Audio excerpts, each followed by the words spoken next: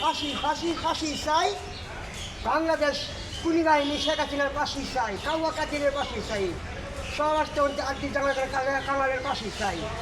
সবার কাছে আমি দুঃখ প্রকাশ করে বলতে চাইছিলাম যে বাবা এর বুকে যত দ্রুত এই খুনিদের ফাঁসি দেন, আমাদের বাংলাদেশ ঠান্ডা করেন। আপনাদের কাছে অনুরোধ কথা একটাই। তুমি এদের প্রতি এত খুব কেন?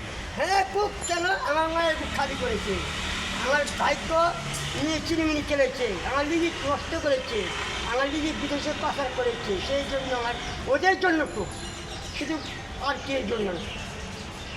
শুধু কি শেখ হাসিনার জন্য আর স্বরাষ্ট্রমন্ত্রী আর কার? কাউয়া কাদির, কাউয়া কাদির। কাদির সাহেব, আর কার? ডাক্তার হাসান মাহমুদ, আর আরও আছে। এগুলা সমাজ করে হলে আমার কষ্ট নেই, কিন্তু এইগুলা 4-5টা লোকের দ্রুত ফাঁসি হলে আমাদের মনটা জনগণ, শুধু আমার নাই, সারা বাংলার জনগণ মানুষের আশাবাদী, আল্লাহর কাছে শুক্রিয়া আদায় করবে। যতক্ষণ পর্যন্ত ফাঁসি না হবে ততক্ষণ পর্যন্ত আমাদের দুঃখ প্রকাশ যাবে না, আমাদের মায়ের বুক খালি হয়েছে, দুঃখ যাবে না। আর এই যে পুলিশ বাহিনী আপনাদের কি জরুরি মা শেখ হাসিনা খুনি কোথায় আছে? পুলিশ বাহিনী কী বলেছিলেন?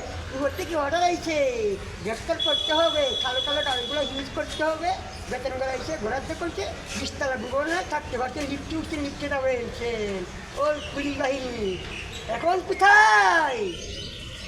কিন্তু তোমাদের শাস্তি হয় নাই, আরও সামনে আছে পুলিশ বাহিনী। কোথায় জেলা, কোথায় থানা, কোথায় ইউনিয়ন, কোথায় বের করবো এই বাংলাদেশের জনগণ?